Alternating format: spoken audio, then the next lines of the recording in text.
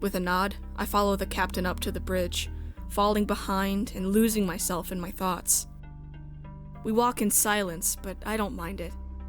My head is reeling, and I have to mentally prepare myself for the conversation to come. When Calderon stops, he turns to face me, but the anger is drained from him. Instead, he seems concerned, an emotion I'm not used to seeing on him. How are you feeling?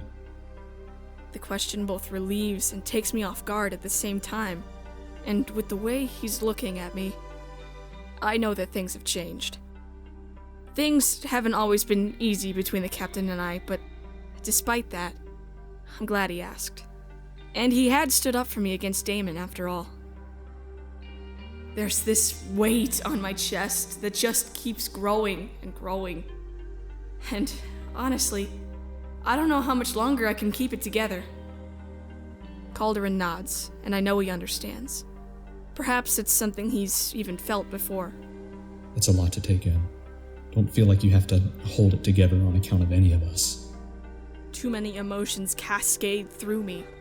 I swallow hard, biting down on my lip when the tears sting in my eyes, threatening to fall. I can't believe they're gone. Every single one of them. It's barbaric.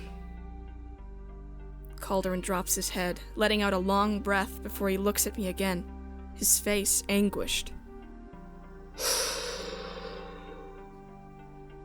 I owe you an apology. He drags a thumb across his bottom lip, and I can see this isn't easy for him.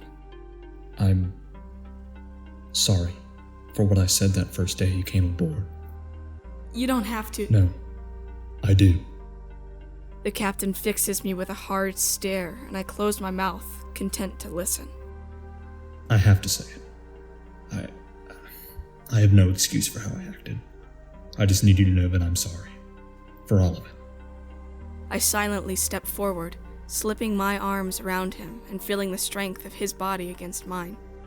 He freezes for a moment, before relaxing into my embrace and returning the gesture. I'm glad that he doesn't back away, even after finding out the truth of who I am. I couldn't bear it if he did. I can see a little more clearly through the captain's hard exterior. He was protecting his crew, plain and simple. I understand that he didn't trust me, but I hope that he's beginning to now. When we pull apart, we don't let go of each other completely, and as our eyes lock, my throat tightens. Calderon smiles, but his face drops as soon as some hidden memory surfaces, and he hesitates a moment before speaking again. I knew your brother, Prince Soren. We trained for the guard together, and we were friends for a time, before we were dispatched to different districts. I freeze, letting the words sink in. I had no idea the two of them even knew each other. And now that I know, I can't tell how it makes me feel. He was a good man. He didn't deserve what happened to him. None of your family did. It was his wedding, the night of the attack. I remember it now. My voice shakes when I speak, the past hanging over me like a thundercloud, ready to explode. We weren't close. But I never wanted this. I never wanted to see any of them get hurt like this. My breath sticks in my throat, and for a moment I have trouble getting air to lungs that squeeze and tighten in my chest. People hated my father. Does that mean he deserved to die? I shake my head. That's not what I meant at all, but I certainly don't wonder why people wanted him gone. I heard what the people said when I would sneak into the city. They said he was narcissistic, that he was leaving the people to suffer while our family drank from golden goblets and ate off of silver plates. My brothers and sisters were content to live a life of privilege, either too ignorant or scared to do anything else. But Nerissa, The heir to the throne. she loved the people. She tried to change our father's mind on so many things, but he would never listen. And I felt so powerless. I didn't know what to do, so I did nothing. I'm just as bad as he was. No. Wanting to do something about it. That's the first step. Well, in that case, it was the only step I ever made. I never had a chance to do more. Calderon gives me what might be considered a soft look, if anything about him was soft at all. When I graduated from my training in the Guard, I was top of my squadron. I could have picked any posting I wanted, but I chose to be stationed in the worst sector of the Bronze District. Do you know why? I shake my head. From what Damon had insinuated in the bar, I wasn't aware Calderon had a choice as to where he was stationed. Because I wanted to make a difference. I wanted the people to know that there was still someone who gave a crap about them, who would fight for them. I hide my frown, hesitating before asking the question that's poised on my lips. But it's one that seems important. Because that's where you were from? His blue eyes go dark, but eventually he nods, looking away and letting out a short, sharp breath.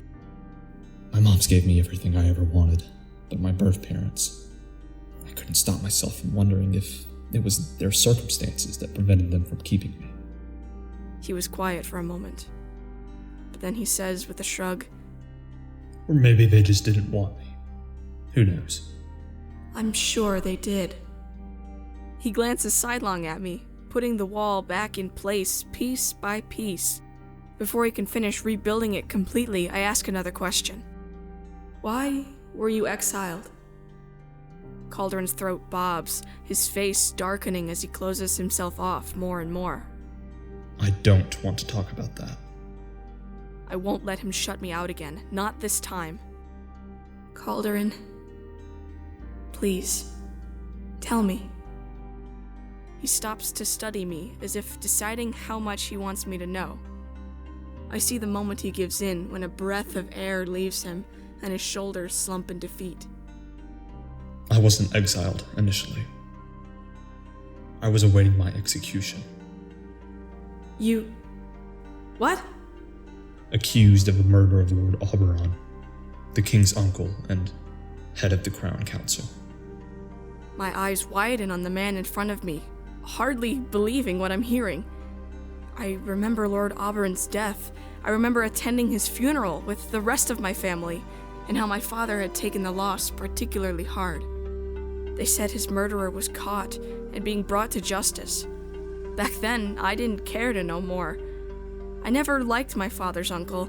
He was mean and cruel and was hated by the people almost as much as the king himself. But, Calderon, it can't be true. You murdered him? He gives me a look, offended that I have to even ask the question, and immediately I feel guilty for doing so. No, it was a setup. He doesn't reply for a while, pacing instead towards the panel on the far wall and scanning the controls. When he does speak, his voice is low, barely audible above the beeps and whirs of the bridge. I cared about those people in the Bronze District, but I was the only one. When I started pushing for change, others saw that as a problem. I was betrayed by those closest to me, and used as a pawn in Jess Sovak's scheme to get rid of the biggest opposition to his claim and infiltrate the Crown Council from the inside. You knew Sovak? No, not until Aya busted me out of that prison and told me who was really behind everything I was accused of. Couldn't you have told someone? Cleared your name? Sovak already had the council in the palm of his hand. Who would have believed me? I swallow hard, knowing that what he says makes sense, but hating the injustice of it anyway. I had a lot of time to think while I was waiting for my death. A lot of time to wonder where things all went wrong. And what conclusion did you come to? But I trusted the wrong people, and that I wouldn't make the same mistake again. Suddenly, the captain's distrust makes a lot of sense to me. He was hurt, plain and simple, and all he's trying to do is make sure it doesn't happen again. Who betrayed you? I think we've spoken about it enough. I nod, He had already told me so much more than I ever thought he would. What about the bounty then? What's the deal there? It's simple, really. When Zovak found out I'd escaped and assembled a crew, he put out the hit on the lot of us. His followers see him as their champion, the protagonist in their little story, banishing the evil king and taking the throne as his own. But the people, the ones who have suffered long and hard enough, see him for what he truly is. A tyrant, pushing those on the lowest ring down further still, and calling it salvation. It takes only a spark to start the flames of revolution, as Zovak well knows. That's why he wants us gone. So you'll fight him? I'll do whatever I can to pull him from the throne when the time comes. We have to do something, but we're only 6 against an entire army. 7. Would you fight with us, Your Highness? I would. If you'll have me. A crooked grin tugs at his lips, and I know he's glad to hear it. If I recall correctly, you've already secured your place on the crew. It's yours, for as long as you want it. I think of the second in command, who might have a different view on the matter. Damon Is under my command, as long as he's on this ship. I can't make excuses for his behavior. The things he's had to do to survive are brutal, and he's become ruthless because of it. It doesn't surprise me that that was his first instinct. I'm not about to make Zovak's job any easier for him, and I know the crew would agree with me on that. All of them. I don't say it out loud, but I hope he's right. A sound goes off on the device around his wrist, and with a movement of his arm, he brings up the hollow screen and scans the words in front of him. Riona is waiting for you in the infirmary. She wants to do a checkup. I'm okay. She doesn't have to worry. He gives me a look, and I know at once that I'm fighting a losing battle. She will anyway. Best to put her mind at ease, or she'll be on both our backs about it. I start to leave, but before I make it much further, he calls out to me one last time. Tomorrow we'll be deciding our next move. You'll have a say in the decision, if you want it.